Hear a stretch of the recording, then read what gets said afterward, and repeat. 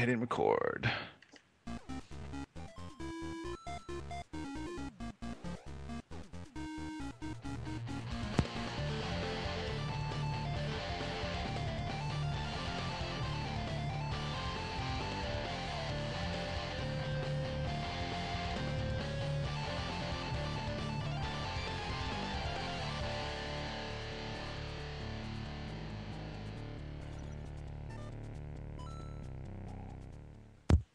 Hey, Internet, welcome back. Oh, wow. Tommy has just now messaged me. Oh, yay. I've been awake, is what he said. Oh, so the show's We going. thought Tommy was dead. Yeah, I had begun his obituary. Oh, he says he's been awake since 5 p.m. EST. Okay, All right, well, get him I'm on gonna up try to and bring him in here. Anyway, so Internet, yeah, we've been. Oh, we should call up Gorby. We should call up Gorby. What? So, well, let's ask Tommy about post-launch madness. you there, Post Tommy? lunch? Post-lunch. Lunch? After lunch? Post-lunch madness. Lunch. Yeah, no, Lunch? how's everything going now that Super Meat Boy's been out for like a week and a half? Good. Good. It's difficult to get back into the swing of things because, like, I have to do title update and then the Steam version and then all that shit. So it's hard to get back into it, but overall, pretty good. So when you say swing of things, you're talking about eating, drinking, pooping, those things? Oh, no, I do all of those things, sometimes simultaneously. Take donuts into the toilet with you? Yeah, there's nothing wrong with that. It's So more you're still efficient. working? Yeah. Well, Yeah. we still have lots to do. Like, I have to, for the Steam version, I have to make the whole, like, level submission portal thingy. I have to get that all hooked up. And then I have to finish the title update for the Xbox version. And I have to worry about the Mac and then the stupid Wii version. And yeah, so, I mean, there's a lot more stuff to do. But, I mean, honestly, it hasn't been, like, it was really, really depressing when we sent it off for certification, and that was like the end. And when it passed certification, it was like, oh shit, well, now it's not mine anymore, kind of thing. Postpartum depression. Yeah, basically, I imagine, like, I attributed it to how my parents felt when they dropped me off at college, because my mom told me that my dad, like, cried like a baby. And Wow, he's yeah. like, yeah, he's like a fucking giant man. And it's like, you know, it's just like that was my next step in that. You know, they raised me from a boy, a small baby child, and we lost Ben. Oh, yeah, we did. I'm still listening, and the Internet's still listening. Oh, is the internet here too? A little bit of them. Yeah. But yeah, it was just kind of, you know, once it was submitted, it was kind of sad because that's it. Heyo. That's pretty awesome. So what's the one thing that you maybe expected, but it turned out differently? And the analogy I like using for these kind of like emotional event horizons is puberty. Like if you're a smart young kid, you kind of know that puberty's coming up. You know, if you're like a smart 8-year-old, you know that when you're 14 or whatever, you're gonna like girls. But when it actually happens, it's very different to experience it than to understand it intellectually. So like, what were the elements of launching Meat Boy where you kind of knew, oh yeah, I mean, it'll be done, it'll be out there, and people will be reviewing it. But like when it actually happened, it was much different. Yeah, honestly, like Ed and I have talked about this a couple times. Like when it came out, we figured at most like reviews would be like, you know, like 8.5s, you know, mainly like hovering around that sort of area. So Yeah. it was kind of weird when it was like a lot higher than that, and we started getting 10s and stuff like that. It was just like that kind of made it a little more scary because it was like, oh shit, you know, it's like not like a bad scary, but like, you know, it's kind of hard to explain. Just like a scary when you ask a girl out and she says yes, and then you're like, yeah, shit. yeah, yeah. Actually, yeah, that's exactly it. Like yeah, like Katie Carter. We'll use her as an example because even though she never said yes, I would have shit myself had she. But yeah, it would be like, hey, Katie Carter, how you doing? Oh, I'm fine. How are you? Oh, I'm good. Hey, you want to go and maybe get a Frosty at Wendy's? And she goes, yeah. And I go, Shitting your own self out of your butt. How do you spell Yeah. Katie? What's that? Is that an E? Yeah. We're looking for her on Google. No, I'm on Facebook right now. I'm on She is on OkCupid. Facebook. She's married. Oh. Yeah. Sorry, bro. Plus, in high school, I was always the odd one that might not amount to anything. So she never had much respect for crazy old Tommy Refness. What an idiot. Yeah. Joke's on her, bitch.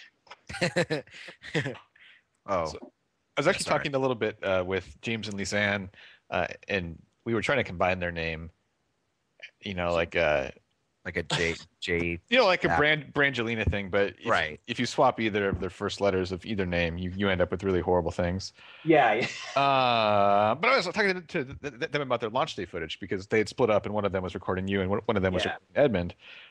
And I don't know, I talked to them a little bit about what it was like for you, but like, what's your recollection of launch day? Launch day was fucking awful. I hated it. It was, first off, like, Microsoft didn't put up our I kind of went into this whole thing with Lisanne about like what Tommy luck is and how it applies to every event in my life. So launch day rolls around and Xbox.com goes down. So everybody that was waiting up until midnight to buy it off Xbox.com, they couldn't do it. So that was the first thing.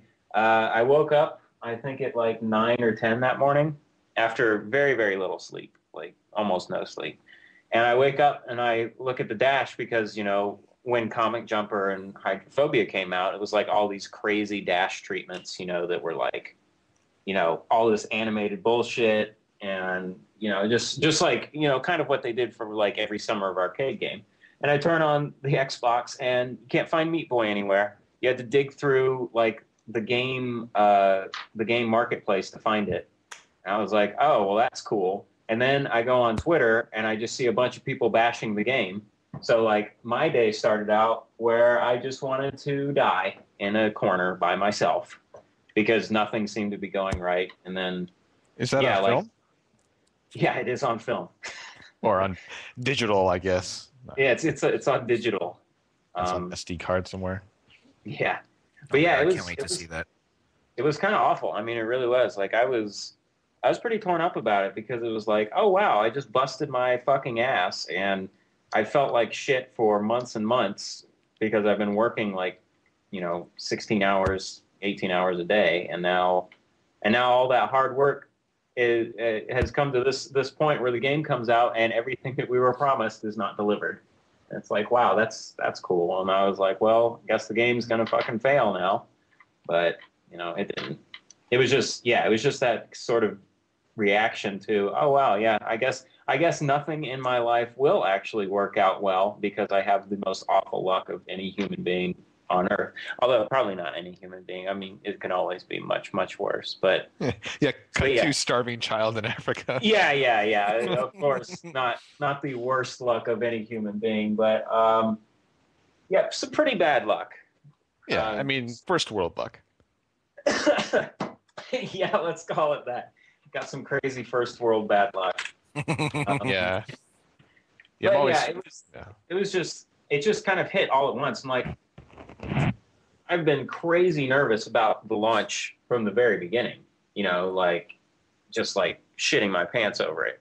And then that coupled with the fact that like everything they told us was, oh, you know, oh, we didn't do that. Game Feast didn't do well, blah, blah, blah. And, you know, all of that shit was just like, oh, this just makes this day, which is supposed to be cool and is supposed to be magical, it just kind of turns it into kind of the day when I found out I'm a diabetic all over again. It just kind of felt like that, just those same sort of, well, this is fucked kind of emotions, you know? Yeah. So what about now? I feel fine now. I mean, it's funny. Microsoft sort of told us that we would be almost like last place in the Game Feast as far as like copies sold and reception and all that. And we destroyed everybody very, very quickly. And it was just kind of good to go, oh, okay, well, I guess we were right and you were wrong. Nobody cares about really good water effects, apparently. They care about really good games, and that's that's what people buy. Oh man, you got to check out Heavy Rain because that girl's nipples look really realistic. I mean, there's like maybe one or two teenage boys that checked out Heavy Rain because of that. Nobody cares. People want to play good games, and yeah, so that felt kind of good. And right now everything's going like super well. Nice. Yeah, I do feel like that's going to be the one of the stories at GDC. Like the big stories is that, despite it's not like the art in Meat Boy is bad, but even Edmund will tell you that he didn't stress the art; he stressed the design. But it's like a game like Meat Boy or a game like Minecraft that is not competitive at all in terms of the art production techniques, but Oh yeah, is wildly popular. I think people will be like, oh, wait a minute, maybe we're barking up the wrong tree. But I mean, there's always that discussion. It's just there's never been I guess the numbers to back it up.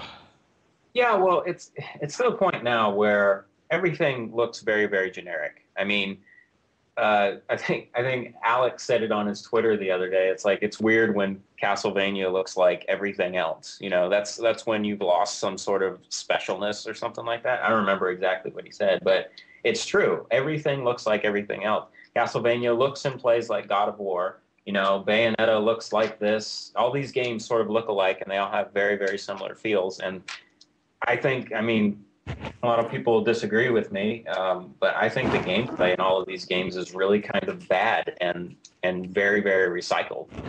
And I think people want a challenge. I think people want to feel like, you know, I think people want to feel like they've actually accomplished something when they beat a game or they beat a level or something. And nowadays it's just like, you beat, like I only played Castlevania demo. And I'm just basing this off the demo, but I got absolutely nothing out of the Castlevania game. I didn't like it at all. Like as a God of War game, I think it's it lives up to what a God of War game should be. But as far as what Castlevania is and what it's been, the whole exploration thing and Yeah. sort of Metroidvania kind of stuff.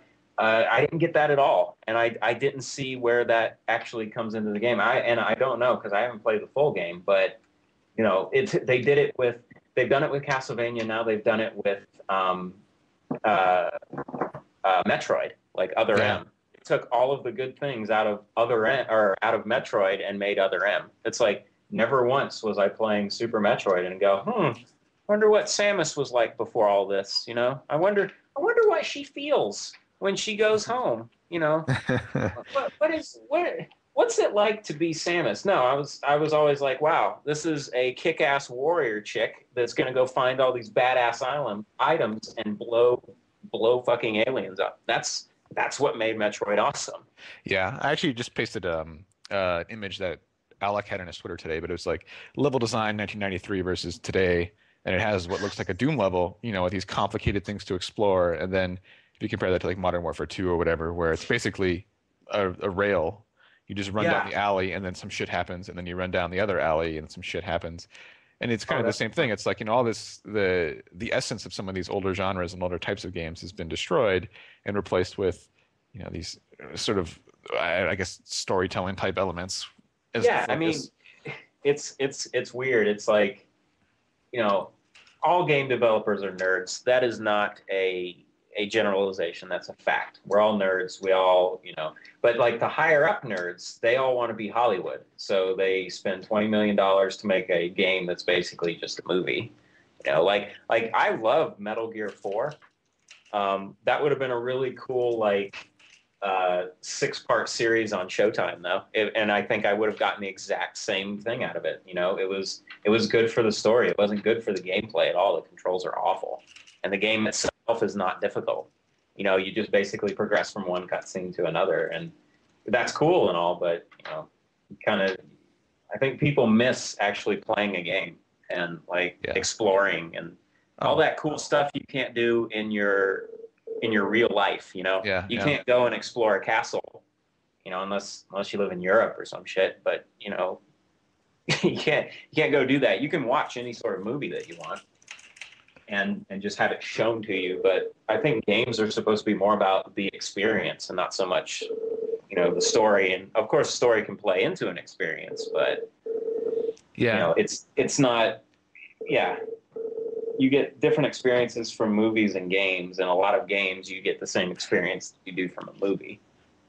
Yeah, and I feel like a lot of the stuff that's been lost is this sense of discovery and exploration, especially as games get nerfed down. It's like we're actually seeing that in a project that I'm involved in, not producing, but one that I see status updates on. Is they have a tendency to like add text and add tutorial elements and add all these things that are essentially breaking the aha moments of the game. Like the whole point of the game is to have these moments where you discover something.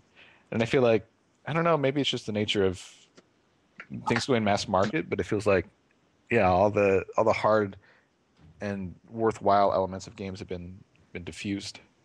Yeah, it's one of those things where if you are a business person, and unfortunately a lot of like very, very business minded people run game studios now, it makes no sense to them on paper to make a hard game that 80% of their customers won't fully experience. So like, why sink $1 million into the final cutscene, like the final end cutscene of, let's say, I don't know, any big budget game or anything, if no one's going to see it? So they have to make sure that everybody experiences the game fully. They look at it like a movie. Like, it's you don't spend a whole lot of money on the end of the movie or whatever if you're kicking people out halfway through the film. It's weird. It makes more monetary sense to go, oh, okay, well, since we're going to spend this much money on this end level, we need to make sure that every user gets to it. And then as they go through play testing, stuff gets nerfed down, and then you're kind of left with, a movie where you press buttons every once in a while, and then that's what you get.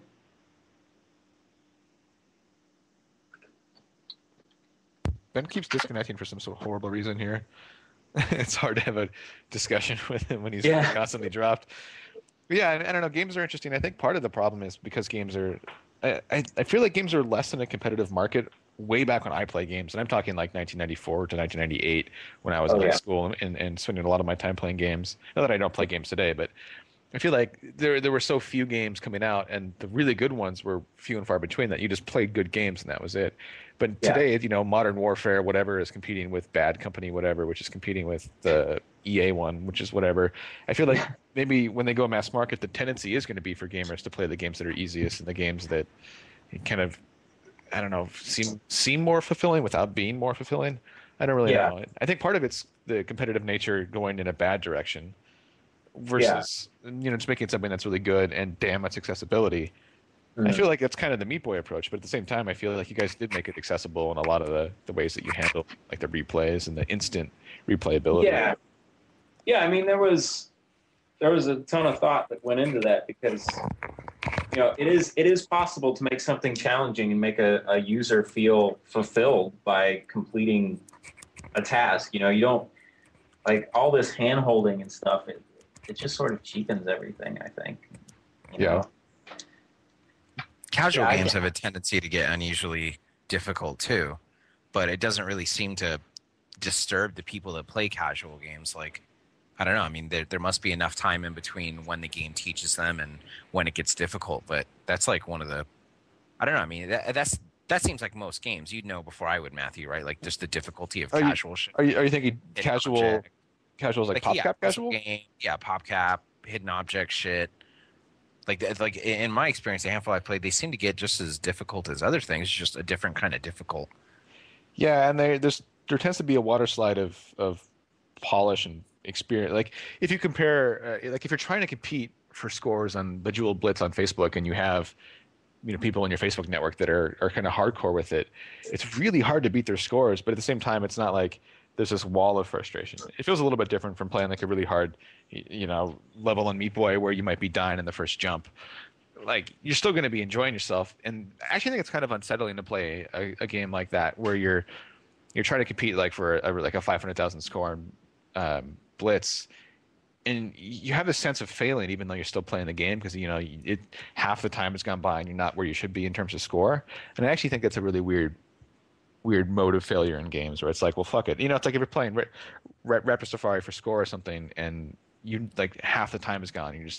Oh, there's no way I'm ever going to beat my score now. It's like, well, do I restart? Do I just play out the game? Like, what do I do? I don't know. Right. I almost prefer the Meat Boy style of approach where it's like, oh, you failed because you're now dead and the level has restarted for you.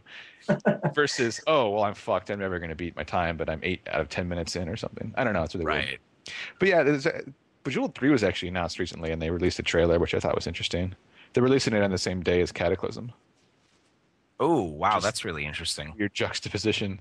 Yeah. It looks the same. It's just a bazillion other modes built into it. Oh, shit. Okay, so it's the same mechanics, only they've expanded on them. Yeah, if you watch the trailer, which I will post Yeah, in post it. a second. Yeah, they just have like all kinds of other modes where there's like in one of the modes cards appear and you're somehow like playing a hand of cards based on the matches you're making. You know, just they basically just probably sat down and brainstormed in a conference room for months on end.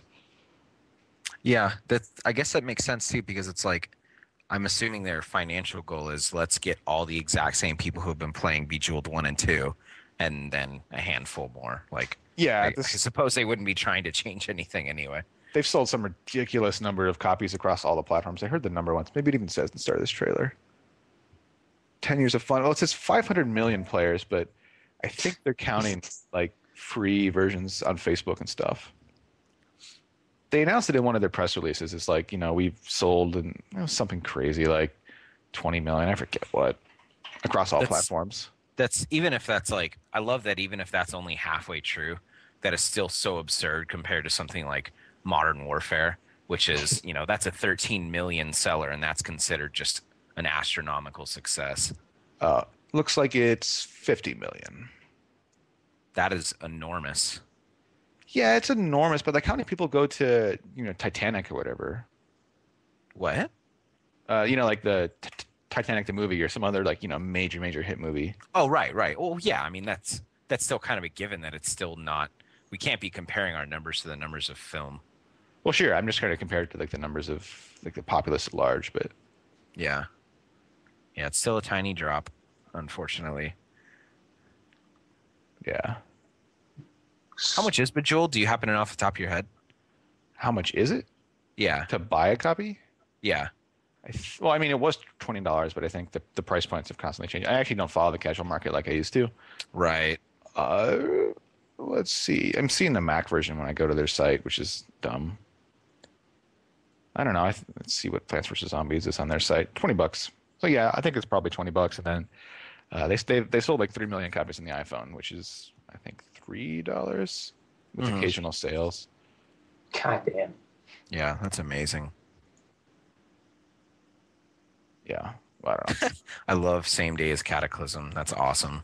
Yeah, as far as I know, it's coming out on the same day. It's the 7th, right, for Cataclysm? Think so. Yeah. I hate that stupid pre-rendered trailer made me want to play the game. I hate that. It's just like a dragon getting armored, nailed into its body, and then it like just trite dialogue and then beautiful. Oh my god, it's so stupid. What is Is this World of Warcraft? It's the latest WoW expansion. People are asking about more indie stuff and less casual stuff. So yeah, Tig Jam. Tig Jam was awesome. Yeah. But of the people on the show right now, I'm the only one that was there. I didn't go. Ben's too afraid of flying, and Tommy was... Hey, come on. God damn it. I was seeing long lost friends in Raleigh, Nice. which was good times. Yeah, we didn't do the thing where we posted in previous Tig Jams. We've had like a screenshot upload available where people at the jam can upload a screenshot and then it's shown on tigjam.com, but it didn't have a laptop to power a projector, so we didn't do that. But we did. We had 2 nights of what's on your mind style 5-minute talks where 4 or 5 people got up each night. And it was like, you know, Derek Yu and Who's Derek Yu? It's this really hot chick. Actually, that hot Asian chick. he had an amazing mustache. Those were recorded. One night they were recorded by me, so they're crap quality, and the other night they were recorded by Tig Jam, the movie people, which will be amazing gloriousness. I don't know when they're posting their footage. I'll try to post mine. I'm going to Unite on Monday, so I'll try to post mine before that. But yeah, Tig Jam was great. We had like 40 or 50 people. The Hacker Dojo as a location is amazing. We're going to hold it there next year, but probably over the summer. to avoid um, collision with kind of IGF deadline and Indiecade. And hold on, Kyle can get down here and tell us about Tig Jam. Boop, boop, boop. Kyle Pulver, I hate that guy. Yeah, I don't really want to talk to Kyle. I'm sorry. He hasn't made a game in like a month. Should we just play? Yeah. it's been at least a week since he's been. Yeah, that guy's It's still a super around. Fun game. Yeah. I hope that people don't hear ringing. I don't know if they do or not. Yeah. Oh well, we can. Yeah, we can, but maybe we can. It was smelly there one day. There was one day there's like a garbage problem or something, but we actually did a pretty good job of cleaning out the garbage, and we bought a lot of booze. We had a lot of food for people, and god damn it, Kyle. Why does he have Skype? Why does he have Skype problems? Isn't it just like a big answer button appears and you click it? Yeah, well, he's probably busy either making a game or hanging out with his girlfriend or whatever idiots do in their spare time. I think he might be listening because he just laughed at me. I actually didn't jam at all at Tig Jam, which is unfortunate. Although I did launch the new Tig Source design, so I jammed on that. But I was too busy with contract work to actually like do anything amazing. But well, we just did a 2-hour jam at Flashbang, and that was fun. Everyone actually produced something, and it was super simple. But you can talk more about the intention for it. Yeah, I don't know. We just decided to do it randomly. Hey, Kyle, what's up? We're talking about Tig Jam. I don't know if you were listening to the stream. Yeah. Hey, Kyle. I don't know who Ustreamer 37295 is, but they keep talking about me in a really weird way. So the 2-hour jam was something that we decided to randomly do just to get in the habit of making things quickly. We're going to do it every Friday, and we're going to open it up to Skype stuff. Like we're going to Skype in Brandon McCartan and whoever else wants to do it. We actually have a big TV at the office that we can put people's Skype faces on. See, I don't know if anyone else out there wants to join in, and we're just going to do it every Friday at like 1 to 3 o'clock. I guess we're now Mountain Time, PST +1. So anyway, Kyle, how was your Tig Jam? The chat was asking about it. Tig Jam was awesome. It was better than any other Tig Jam so far. I concur with that. It was the best Tig Jam. Damn it. Yeah, the location is awesome. Hacker Dojo is a really cool place. Nice. If anyone's in that area, I suggest checking it out. Where is that? Oh, it's in Mountain View, California, which is like an hour away from San Francisco. Okay. And that's the beautiful and talented Jeff Lindsay is. Yeah, who now has a beard. Nice. Yeah, I was actually really impressed by the dojo. I mean, I'd known what it was, and I had an idea in my mind of what it was like. But when I went there and walked around on the first day and saw all these people, in rooms working on stuff and co-working in their electronics room with like a CNC machine and shit, I was like, wow, this place is awesome in every way.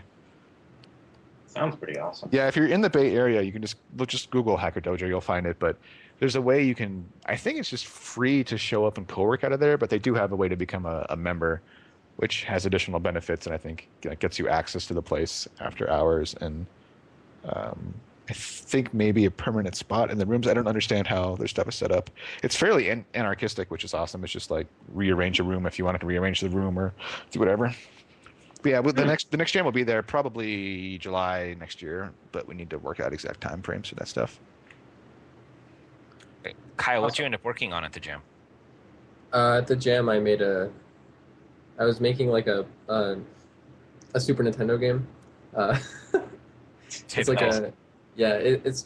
it started off as just like I just wanted to make a platformer with a bunch of different like weapons, sort of like Savage from last year's Tig Jam.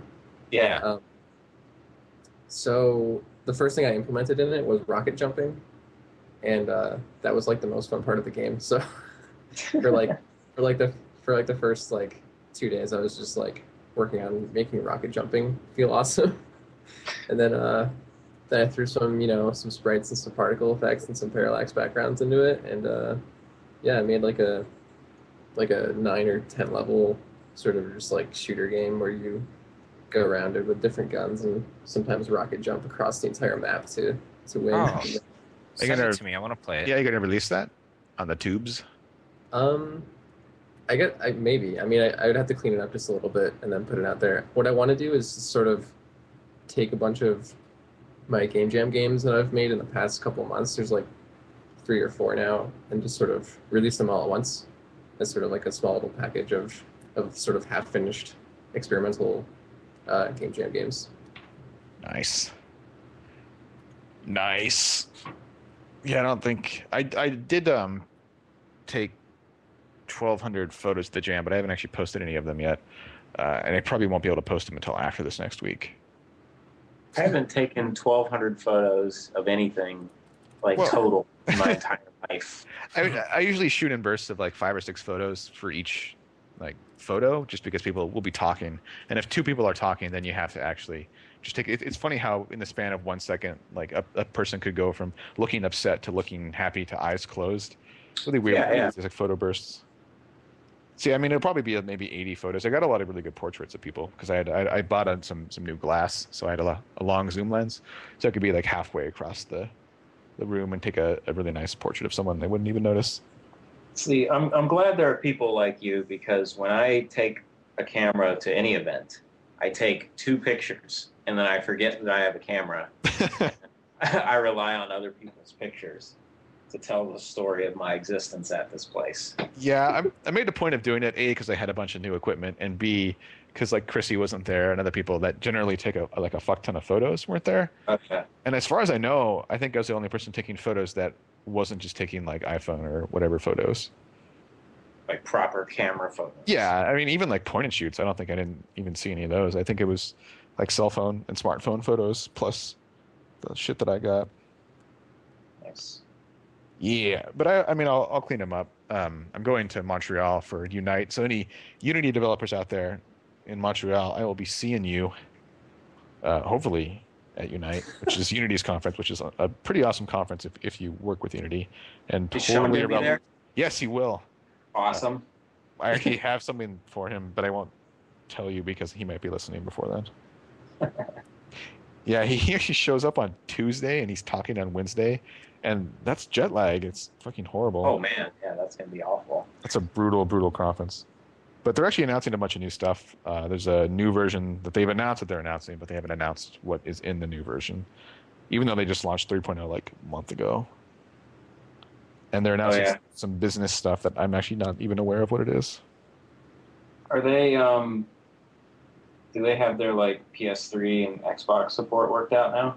They do. There's a session like that they're showing at the conference. It's like Unity 3.0 for consoles, and they'll be doing a PS3 and an Xbox 360 demo. You know, just here's the project, and then here's how to deploy it, you know, to the different consoles, and here's what our debugging flow looks like and stuff. But they have, let me see what I can share to the 35 people that are listening. They do have the support, and it's been in development for a while, and there are some games coming out with it that will force a completion date. Oh, nice. That's cool. But yeah, I mean, we were going to use like their 360 stuff for Rapid Safari HD before we put a pillow over its face and push down ever so gently. Oh my god, you guys use that analogy like every day.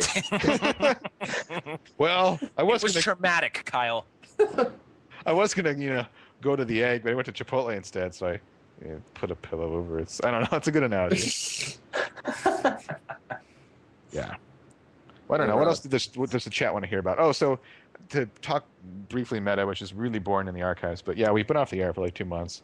And our plan is to be on the air every week. And if we do not have a guest lined up, which actually happens quite regularly, where we've been emailing somebody and they just don't have time for it, we're just going to do a show like this, podcast style, where it's just us talking, which will hopefully be entertaining. I hate Looks it. like it won't be. It's entertaining to me. Yeah, actually, a lot of people in the thread on TigSource have been, people have been posting lately, like, hey, I finally got through the archives and I want more shows. And some of like our friends were like actually watching or listening to the show, or people at TigJam were like, hey, when's the new TIGRadio? I didn't realize people actually listen to this stuff. Right. which is one of the reasons that I wanted to put it back on the air. It's like, oh, wow. What's most important about this, though, is how many ladies listen to this. One. Okay. Who? Possibly 2. Okay. I could think of maybe Corey and Aaron. I don't even know any girls outside of them. Those are the 2 I saw a girl at IHOP just a couple hours ago. Ooh. Shit, I saw a girl in Fallout, New Vegas. Holy shit. Really? And you stole all the shit out of her pocket. Yeah. No, I have It- terrible.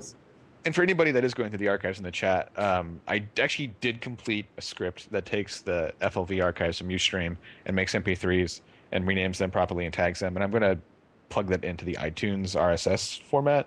So before too long, you'll actually be able to subscribe as a proper podcast, which means it's easy if you have a commute or whatever to load up your iDevice. Yeah. But actually, I have a directory. I mean, like almost all the work was done. I did it one day, and I just haven't posted it. Post it. Yeah, I'm looking at it right now. Oh goodness, things and stuff. So do we want to take this one to 7? Or I'm sorry, for the full hour? I don't know. How you guys feeling? Is there more to Whatever. talk about? I mean, I'm just playing with moon sand right now. the fuck is moon sand? It is. It's like It's like a falling sand. always moist sand that you can make like sandcastles out Oh, of. so it's like a real thing that you can buy, Yeah. not like a game or whatever. Yeah, it's like it's just sand. You're But it's playing with always- something that's not a video game, Tommy? Yeah, I know, it's crazy. It's very strange. Yeah, you can make stuff out of this. It's pretty cool. I want to get like an entire sandbox filled with this because it's fucking awesome. It's always wet sand, but it never dries out. It's so awesome. Wait, but it never dries out? Isn't that like what expected of it if it's always wet sand? But no, you can smash your buildings down and make a new building and not have to Oh. worry about can't shake the sand anymore because it's not wet. It's always wet. It's always moist. I don't know how they make it. I don't know how they do it, but it Probably works. probably some dangerous chemical in it. Yeah, probably. It's like cured my Dangerously diabetes, fun. but also my leg is gone. Oh, Yeah. oh boy. So yeah, people on the chat tell me asking you. Well, we talked a little bit about Meat Boy earlier, but we didn't actually talk about how well it's doing now. Oh, it's doing really well. Like it is consistent. Like every day, it sells a pretty consistent amount of copies, which we're very, very happy about.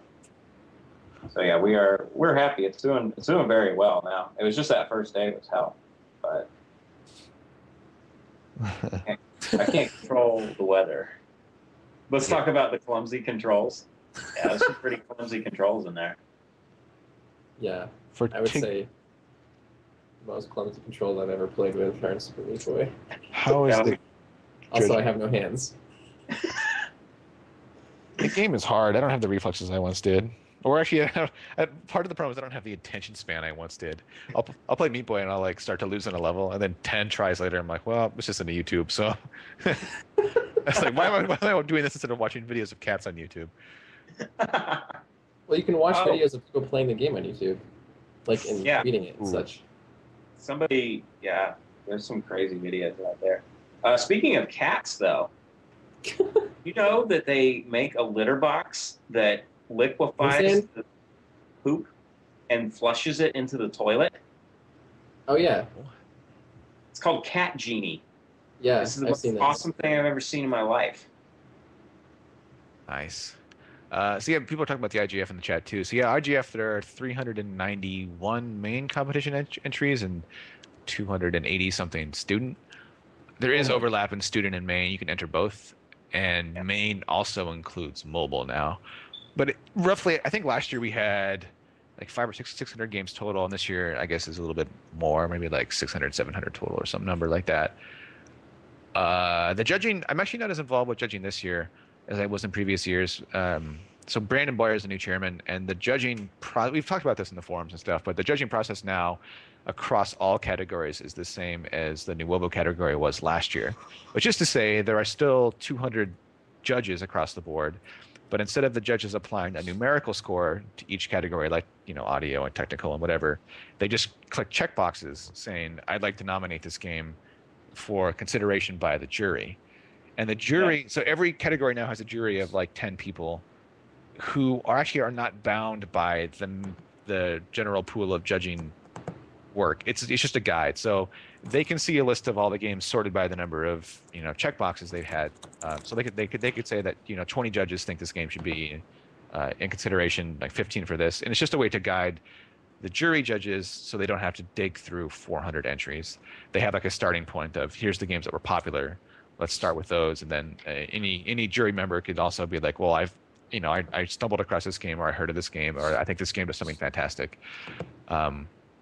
Judges have not started judging the student competition. Like the deadline for student competition was like 3 days ago. So the full process for stuff is that a small team of people goes through every entry to make sure that it actually works, and there's a way in the backend system to flag the entry as this actually runs, or it's missing bits, couldn't get it to install, or it did install but it's totally broken. In which case somebody will email the entrant and get it fixed. So that process usually takes like a week before it goes out to judges.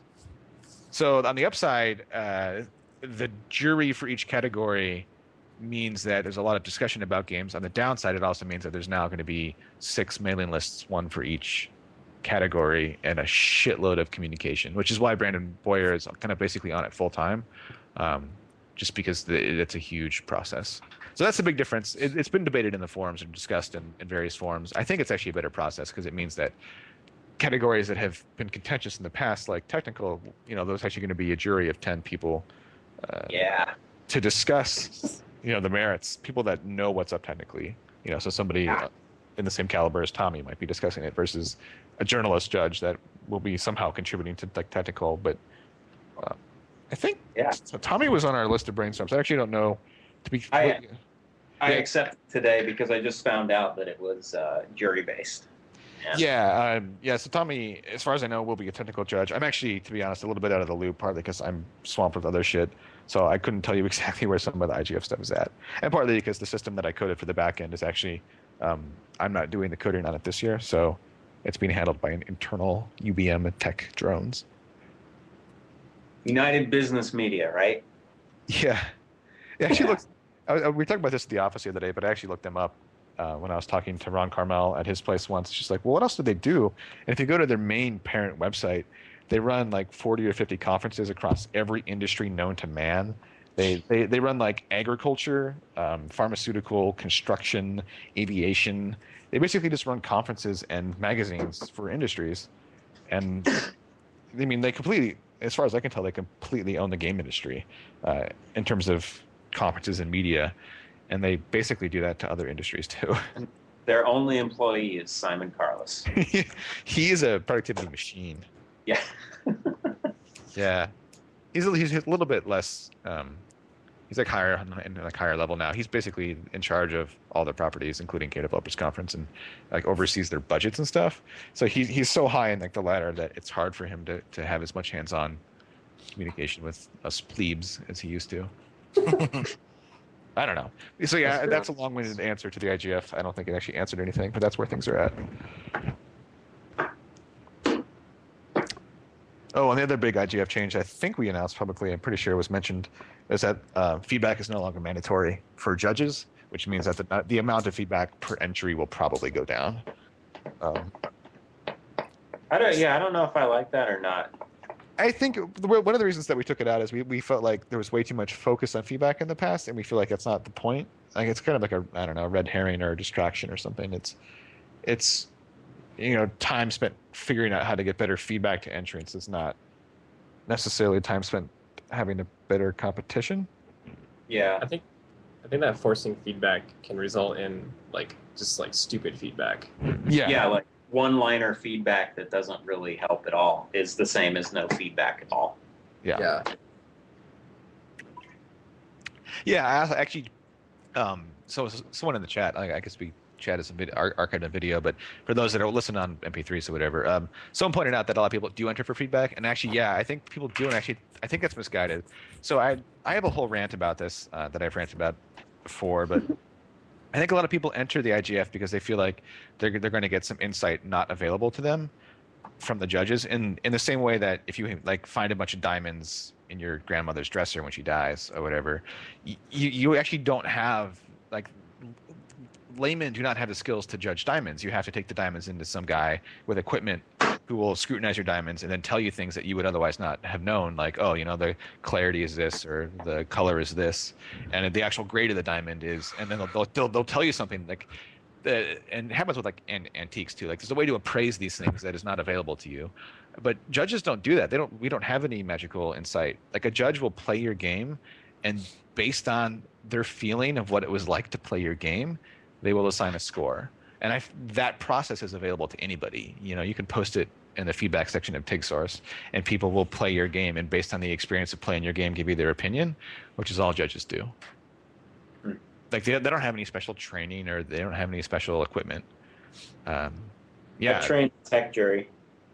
Well, yeah, like the juries will actually do that a lot more, and that will show up a little bit. I mean, obviously, a jury of 10 people cannot give elaborate feedback to 300, 400 entries.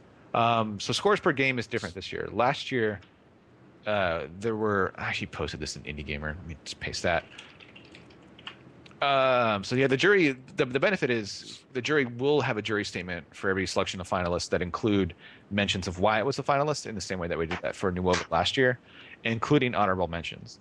But it also means that if you weren't an honorable mention or a finalist, you're not going to get really any feedback from the jury itself. I really like the jury. I'm very, very glad that they've gone into that. You know. Yeah, it's a shitload more logistical work, but it's also a better process. Yeah, well, like I got the email early about being a judge, and you know, I can't judge anything other than tech, and maybe very, very limited like game design. I can tell if something is fun, you know, but like, yeah, I don't feel right judging someone's art or sound or anything like that. I'd rather focus on what I know, and I think that's a really good way to go about it. I think you'll have, just much truer like finalists and everything. You know, you'll have, maybe somebody makes like an awesome, I don't know, like sound game or something, and then, maybe not an absolute great game, but to the sound people that have judged it, they see, oh wow, well, they use this and that, and that's awesome, and this is blah blah blah. I don't know shit about sound, but some people do, and good for them. Yeah. Like I can look at something that somebody has written and tell you if they've written it well or not. I mean, like based on how it plays, how it runs, what libraries they used and stuff like that. So, if somebody wrote all of their libraries for something and their game runs really, really fast and it's pretty and it's, it's coherent, then yeah, that's a pretty good achievement right there. But whatever. I'm still accepting bribes though. You're gonna just go on the record publicly, by the way. Yeah, no, I'm not gonna bullshit this at all. Give me money and we'll see. Yeah, maybe I'll look the other way. Maybe use OpenAL instead of writing your own audio engine. You know what? Maybe I'll overlook that for a couple $100. Maybe I will. Or a couple hundred trophies. It can't hurt your chances. Can't hurt your chances. The answer to the chat is no, you're not required to supply information. And actually, I think there's a greater debate here. And this debate is actually even amongst the couple of IGF organizers. We differ on this in terms of it's kind of like process versus product. Like, I actually think the jury and competitions like this in general should discard how the game was made. It's like one really, really extreme example. If a game was programmed by a blind person and they had to like type in all of their code with Dragon, Naturally Speaking, or whatever the hell those products are, like that would be an amazing achievement, but it has no bearing on what it's like to play the game as a player. So I do think the technical jury will probably have some debate about that, where it'll be like, this is just a box 2D engine game with, or just this or just that versus, this is one person that made this game that's on 5 platforms. But I actually think process elements like that are irrelevant. I think games are best judged as a black box, where it's just here's the experience of playing the game, and ignore the fact that all they're using is just the Fmod sound zones, or all they're using is just the drag and drop such and such. Yeah, I don't think that should affect like brand prize or anything like that. Yeah, I mean, but this is something that I realize is very strongly like my opinion. I'm not saying this is what the IGF as a festival thinks.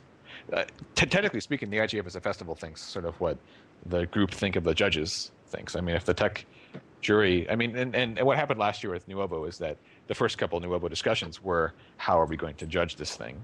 So I think that'll happen this year, where when the tech jury kicks off their mailing list, it'll be, how are we going to judge this thing as the first discussion. So yeah, they'll decide how they're going to do it. Multiplayer only games are judged with difficulty. It depends on the game. It particularly depends if the game is not yet launched. and then in which case judges have to communicate to each other and set up a time. A lot of the games that were not launched and were multiplayer, judges would there's a way for judges to have comments and discussion on it on the game entry. And then if the game was online only multiplayer, they would set up a time, hey, 8 p.m. PST on Friday, we're going to have a game. And then, yeah, any kind of Monaco stuff where it's same screen multiplayer, judges just either take it to their office because most judges are game developers, or they just have friends or whatever. I don't have any friends. Yeah.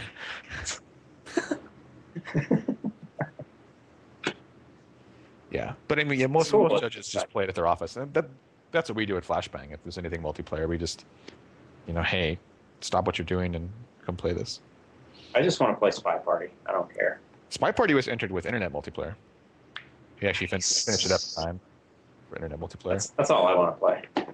Yeah, but like seriously though, looking at the entries this year, it's going to be like a crazy good IGF. There is a ton of just amazing stuff entered this year. Yeah. Who's making noise? I am. I'm playing with Moon Sam. Leave me alone. Yeah, I mean, there's always people that freak out about, oh, man, my goodness, Minecraft entered the IGF, which spurs the whole IGF as scholarship discussion. Yeah. Until they say it's a scholarship, I'm not going to treat it as a scholarship. The only way the IGF, so we actually had this discussion at the end of TIGJam. I think the only way, not the IGF, the only way a festival could provide worthwhile spotlight abilities is if it's an award show that nominates stuff in the wild, which is how the Game Developers Choice Award is run. It's just you don't enter that. There's a panel of people that look, across the landscape of games and say this, this, and this, and this. And I think that's the best way. So if you did want to run a scholarship or an award, something, yeah, I think the best way to do it is just to have a panel of people and just announce them every year and just, point to anything. And you could point to stuff that people wouldn't even enter because they're completely in their own little world.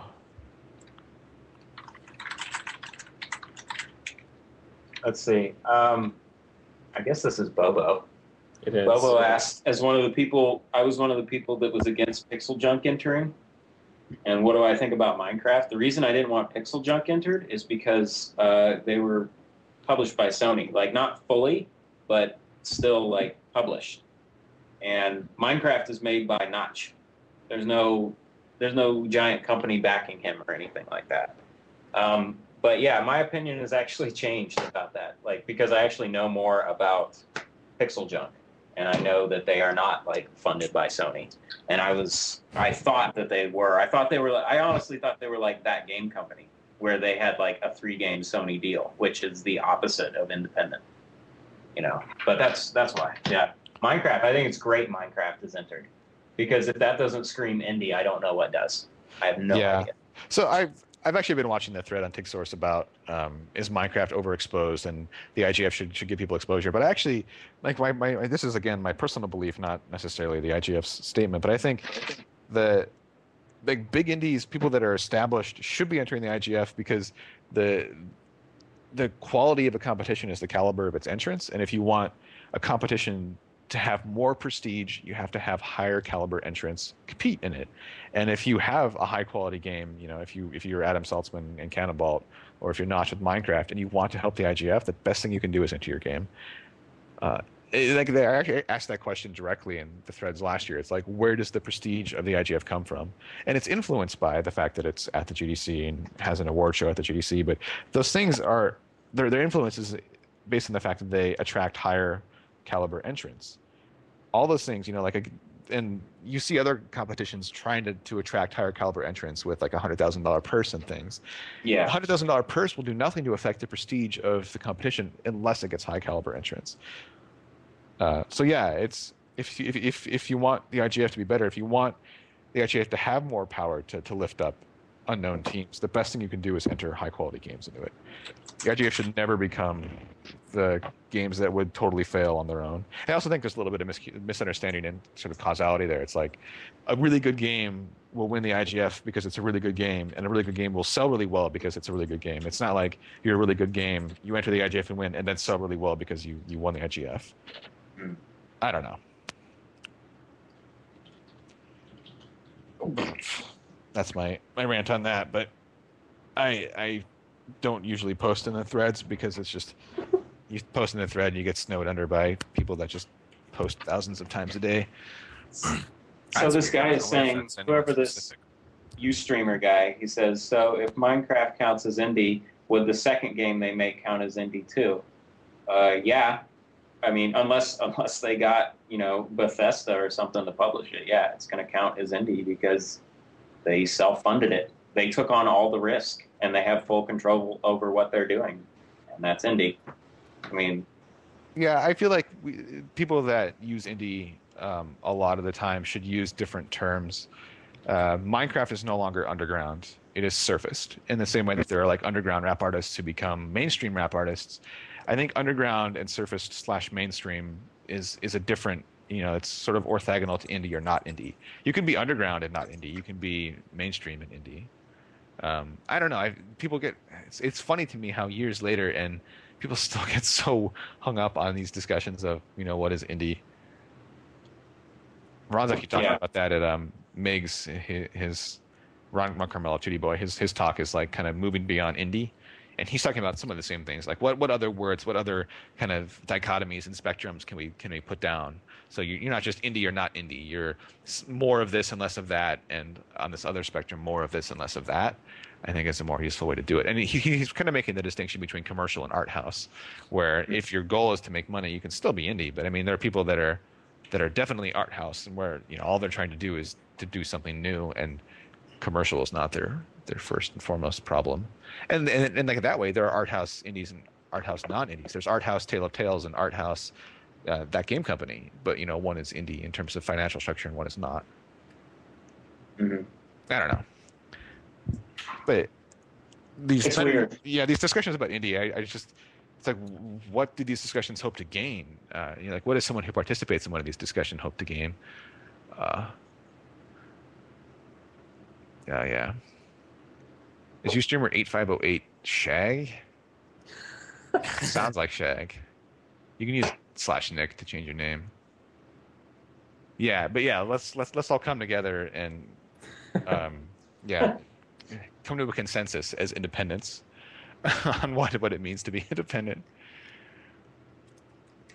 Oh, I feel so bad for Shag. There's actually a great quote by Merlin. What's his name? The life hacker type guy, about how you shouldn't be so wary of contradicting yourself. If you're not contradicting yourself years later, you're not doing it right. You should. People stop. Yeah, I'm not gonna actually read this because it's too much text. It's a wall of text. Blade Master Bobo must know right now. I feel like you should contradict yourself. I think it's still the same. It's still basically the same. Whatever, Bobo. Shut the fuck up, Bobo. No one gives a shit. Bobo. Yeah, I mean, you're making the point here that it should be unknown games, but at the same time, the thing about the IGF is that there are other festivals, and Simon talks about this every time Simon Carlos chimes in. He's like, the IGF does not have to serve everybody's needs all the time. There are other festivals, and they are doing different things, and they should do different things. I think there should be a non-award show, just a panel of people that say, here are the best games. Here are the games that are most deserving of spotlight. Someone's actually at my door. So 1 second. Oh God. So, Tommy. So, Kyle. How's it going? Pretty good, Kyle. That's good. How's it going with you, Kyle? Pretty good. Why are you guys being creepy now? Please, Ben, we're having a conversation. So, Kyle. Sorry about that. I had to vanish for a second. Okay, resume radio show. I hate Left 4 Dead 2. It's dumb. Thank you for buying it for me, Bobo, but I played it for like an hour and then I turned it off forever. He bought it for me, actually. Did you know that? What a hero. That's nice. It was like $10 and he bought it. Yeah. And I was like, wow, that's super nice. I didn't send, do you have an Xbox, Bobo? Quickly type with your fingers. Oh, okay, then I won't send you an Xbox code. I actually have a StarCraft 2 Collector's Edition digital key or whatever that I haven't used. Sent to me by one of our friends at Blizzard. Give that away at some point. You can give Bobo a Steam key, can't you? I don't have a Steam build yet. Right, but eventually you will. Eventually.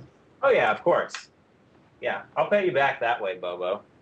All right, Internet. Oh, that's our hour. Welcome back to TIG Radio. And yeah, again, our plan is to do this once a week back to our Sunday time. We're actually an hour earlier than we used to be. We're 5 p.m. PST. We'll try to get interviews. If you guys have anybody that you would like to see interviewed, or even more so, if you want to interview them on the air, we're totally open to guest hosts taking over the hour and just interviewing somebody on our behalf. But failing that, if people are busy, and they tend to be busy when you email them, we're just going to do a podcast style show like this where we shoot the shit. And you can follow us on Facebook.com/TIGRadio or Twitter.com/TIGRadio. We will announce guests as we have them. Special thanks to our dial and guest, Kyle Pulver, Ew. who also did the TIG Radio website. Yes. Theme song by Denny Baranowski. TIG Radio hosts are me, Matthew Wagner, Ben Reese, and Tommy Refness. We are proudly sponsored by absolutely no one, and see you next week. Oh God, play. It's not playing again. I was double. Yay!